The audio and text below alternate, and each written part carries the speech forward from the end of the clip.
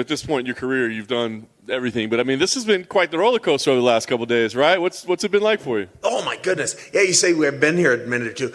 I was listening to Brandon talk, and he made me feel so old. So I've been watching this guy since, man, I have been doing it for a minute.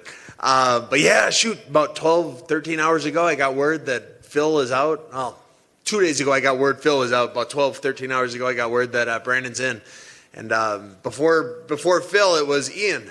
So it's been like 10 fights since I've had the guy I was supposed to fight show up on fight day. So we were kind of expecting it, or willing to accept it, knowing it could happen. So when you knew Phil was out, I know you posted on social media, you're like, hey, this fight's off. I mean, were you still in your mind hoping like maybe they'll find me somebody, or had you kind of like flipped a switch because I think, I'm going to go home and see my kids? Yeah, I was ready to go home and see my kids. Not many people accept fights on a week's notice. Brandon is a man. A king among men. I'm so happy he stepped up. I wish he was worse, so it'd be a little easier fight for me.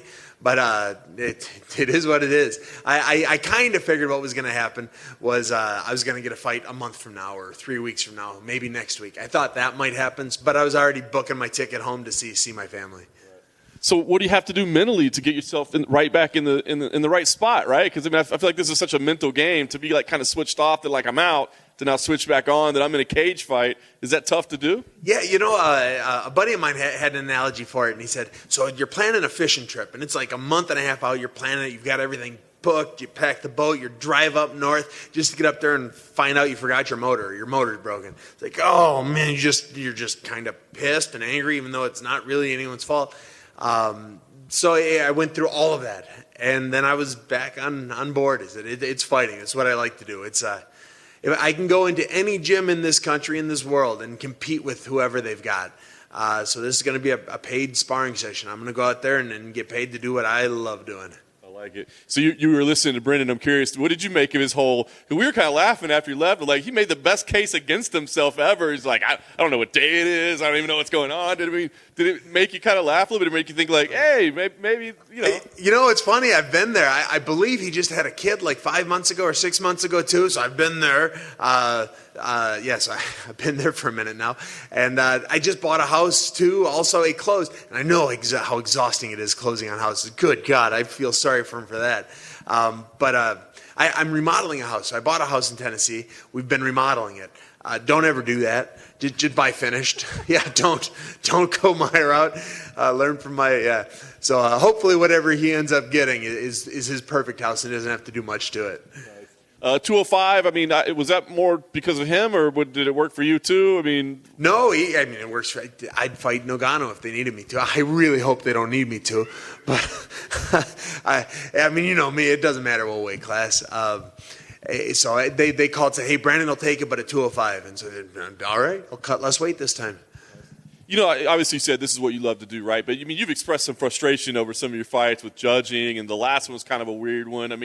Has any of that love waned a little bit? Like, is there any frustration or hatred towards the sport? No, not even a little bit. Towards the judges, maybe. I'm not a big fan of many of them. I should probably start talking nicer about them, though. I think they don't like redheads. I think that's what it is. So dye my hair or something by Saturday. Yeah, maybe that's the opposite approach. Just praise them all the time. Just and then they'll praise them all. They're the greatest. I love them. All right. Well, last thing for me.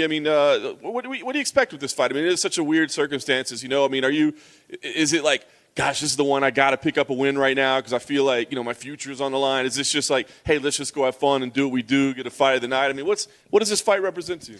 But as I was joking earlier, I wish Brandon was worse so I'd have an easier fight. He's good. He is. I've seen all of his fights. Even the ones he loses, he was winning. He really is a stud. This is a fight that will be fight of the night. It's got the potential to be. It will be.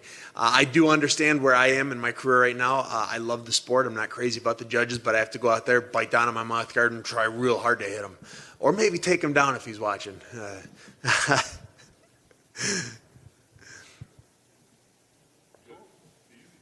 Perfect.